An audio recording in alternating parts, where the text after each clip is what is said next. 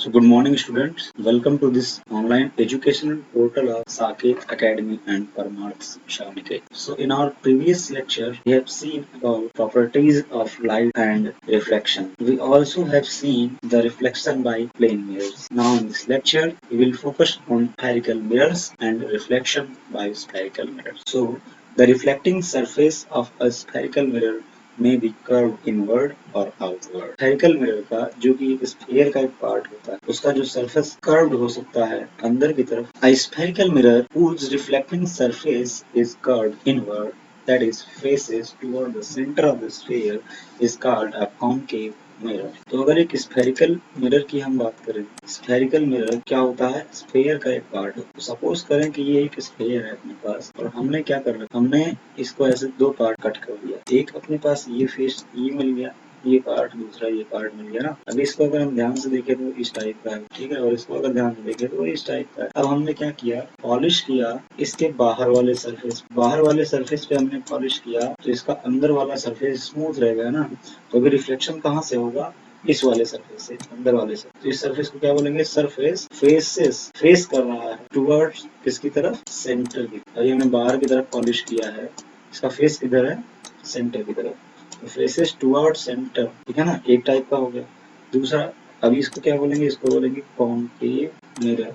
तो ऐसा मिरर जिसका फेस सेंटर की तरफ हो या फिर जिसकी रिफ्लेक्टिंग सरफेस सेंटर की तरफ हो, उसे बोलते हैं कॉनकेव मिरर। अब दूसरा पार्ट अपने पास, इसमें ऐसे पॉलिश करते हैं अंदर वाले सरफेस पे हमने क्या कर दिया, पॉलिश कर दिया।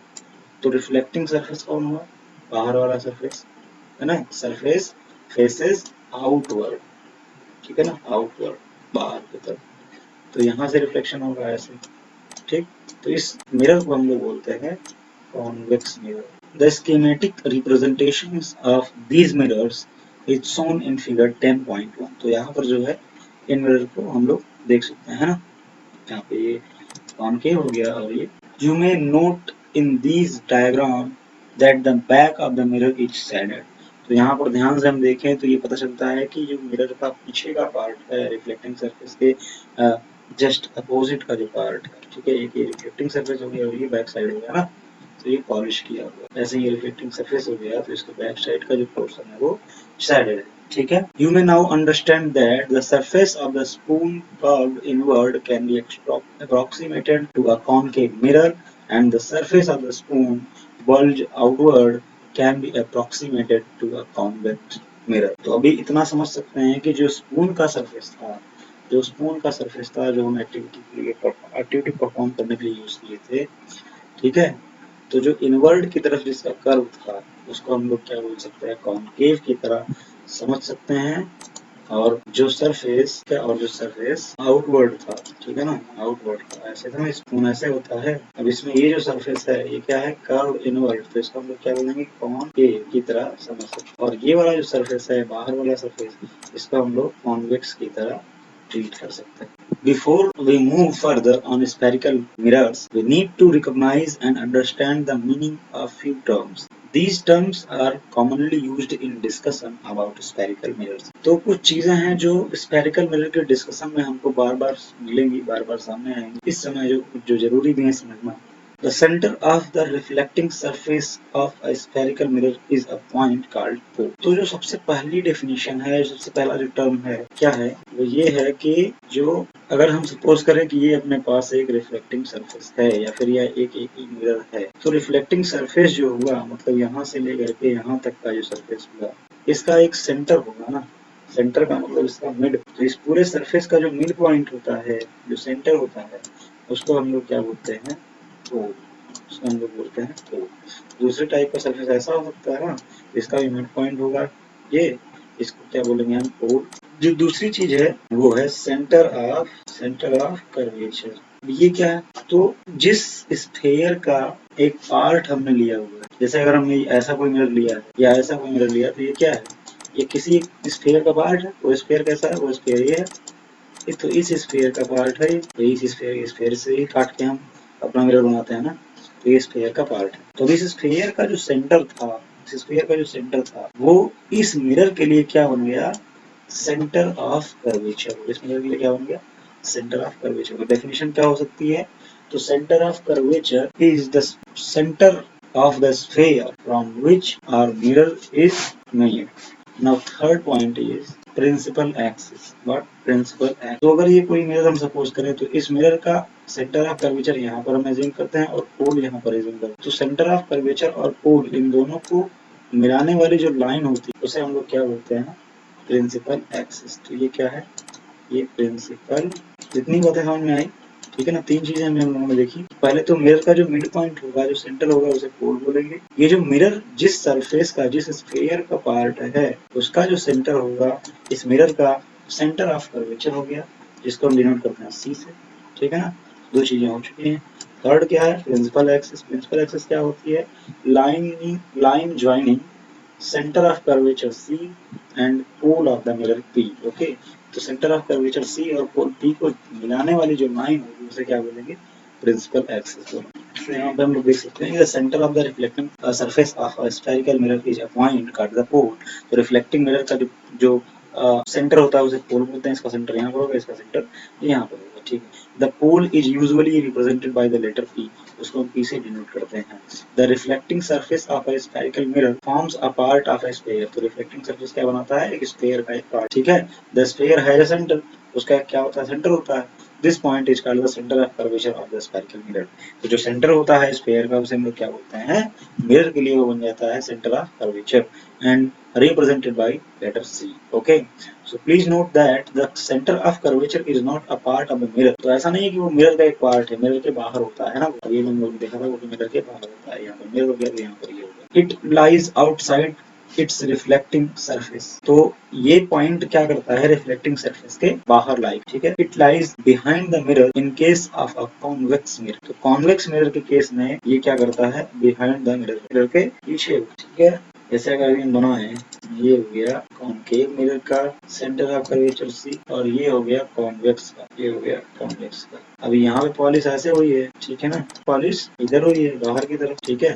तो ये मिरर के सामने पड़ रहा है, मिरर का मतलब रिफ्लेक्टिंग सरफेस के सामने पड़ रहा है और ये रिफ्लेक्टिंग सरफेस यहाँ है, तो रिफ्लेक्टिंग सरफेस के अपोजिट पड़ रहा है। तो ये कौन सा मिरर है, कॉन्वेक्स। तो ये ध्यान रखने वाली बात है कि कॉन्वेक्स मिरर के अपोजिट में यानी कि बिहाइंड द मिरर होता है सेंटर ऑफ कर्वेचर और कॉनकेव में in front of the reflecting surface होता है, ठीक है। You may note this in figure 10.2 A and B. इस हम फिगर में देख सकते हैं, the radius of the sphere of which the reflecting surface spherical mirror forms a part is called the radius of curvature of the mirror. तो उस sphere की radius जिसका हमारा मिरर एक पार्ट है, उसको हम क्या बोलेंगे, मिरर के लिए वो रेडियस ऑफ कर्वेचर बन जाता है, ठीक है, रेडियस ऑफ कर्वेचर बन जाता है। And it is represented by the letter capital R. You may note that the distance PC मतलब distance from pole to curvature center of curvature is equal to the radius of the curvature. Imagine a straight line passing through the pole and the center of curvature of a spherical mirror. This line is called the principal axis. Remember that principal axis is normal to the mirror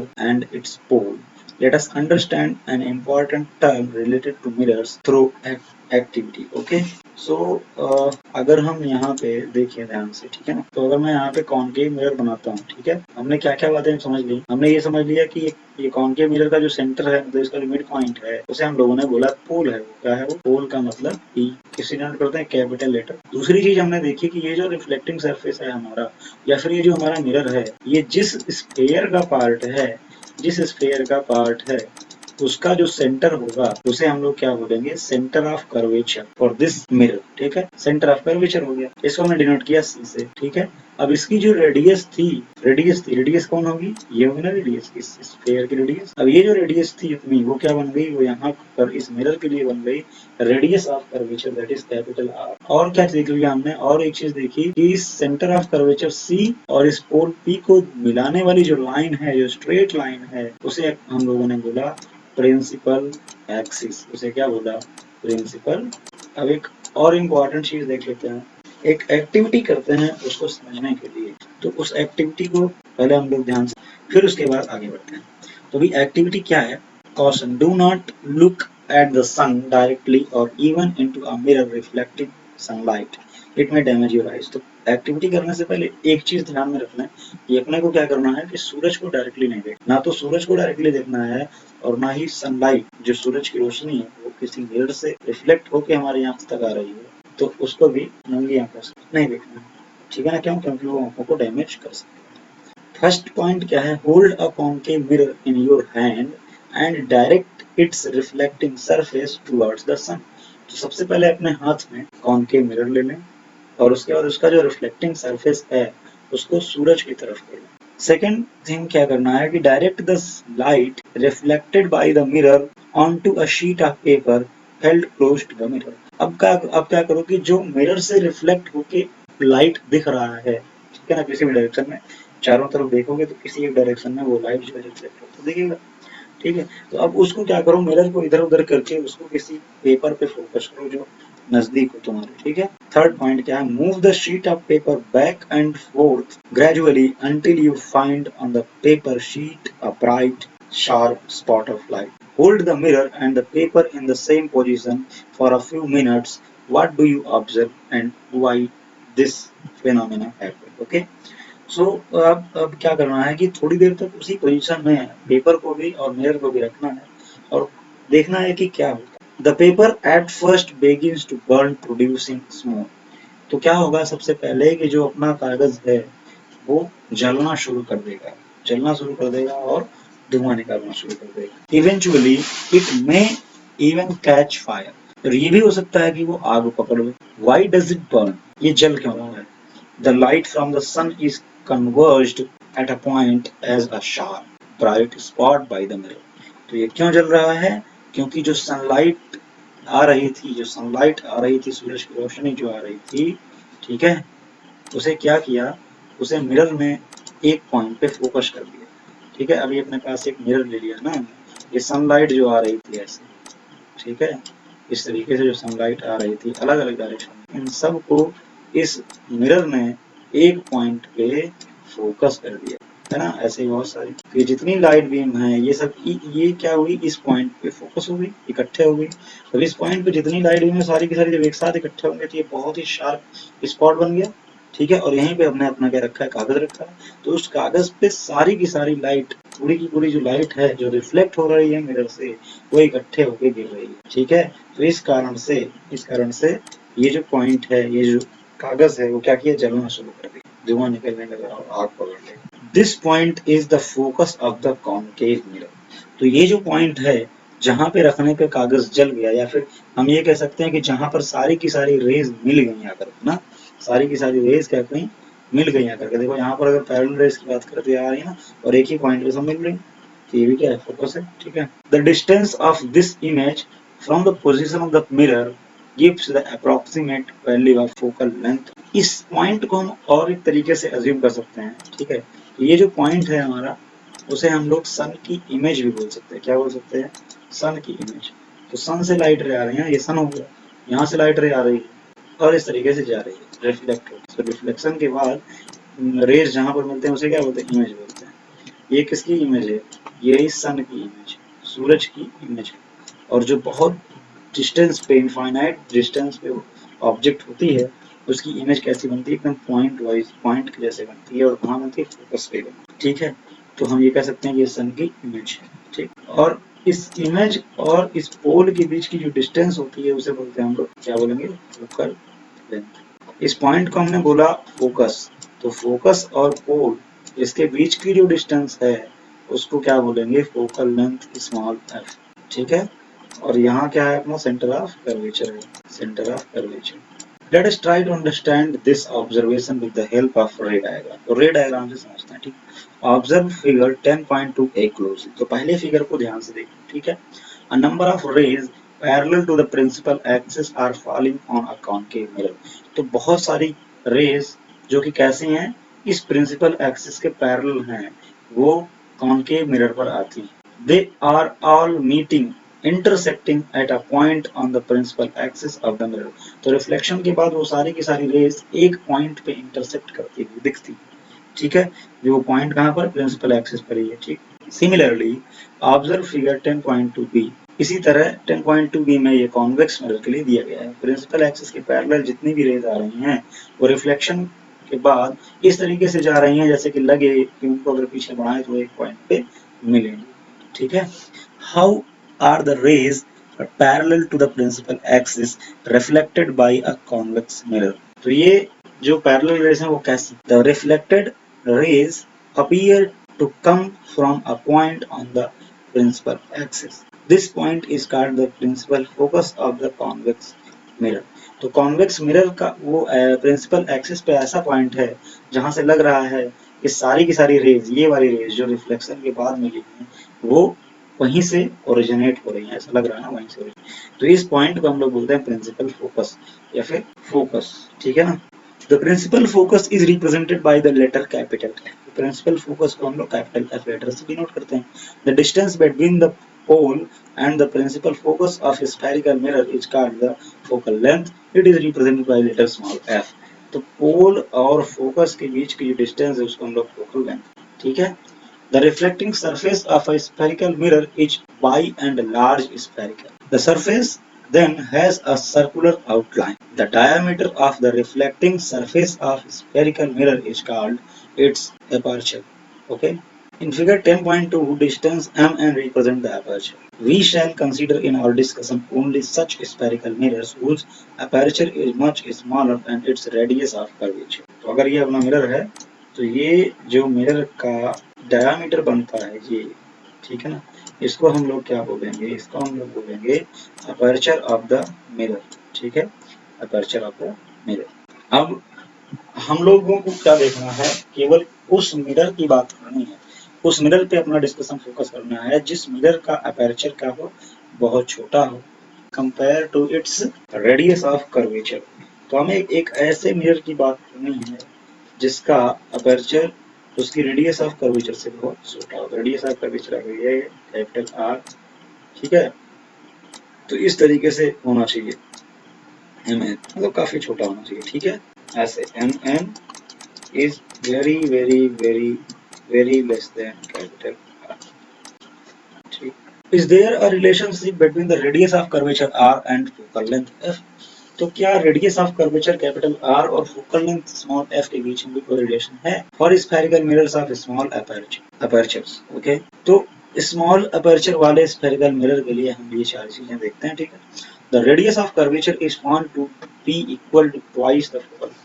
तो एक छोटे aperture वाले spherical mirror के लिए generally हम लोग ये देखते हैं कि जो रेडियस ऑफ कर्वेचर है वो फोकल लेंथ की 2 टाइम्स है। रेडियस ऑफ कर्वेचर जो कैपिटल आर है वो 2 टाइम्स है किसकी? फोकल लेंथ की। ठीक है, this implies that the principal focus of a spherical mirror lies midway between the pole and the centre of curvature. तो ये समझते हैं, यहाँ से ये बात सामने आती कि ये जो प्रिंसिपल फोकस है किसी भी मिरर का, ठीक है ना, जैसे कॉन्केव मिरर है या फिर कॉन्वेक्स मिरर। अभी यहाँ पे अगर हम प्रिंसिपल एक्सिस बना लें, ठीक है, तो यहाँ पे पोल हो गया, ये हमारा ये पोल हो गया और ये हो गया सेंटर ऑफ कर्वेचर सी। ऐसे यहाँ पर बना देते हैं, ये पोल हो गया और ये हो गया सेंटर ऑफ कर्वेचर सी। ठीक है, तो जनरली ये देखा जाता है कि जिसका अपर्चर कम होता है, मतलब छोटा होता है, उन सब के लिए जो फोकस होता है, ठीक है, वो सी और पी का क्या होता है? मिड पॉइंट होता है। यहाँ से यहाँ तक हो गया फोकल लेंथ और ये हो गया कैपिटल आर। तो हम ये कह सकते हैं कि capital R is equal to 2f। ठीक है ना, यहाँ से यहाँ तक f हो गया, यहाँ से यहाँ तक। ठीक है।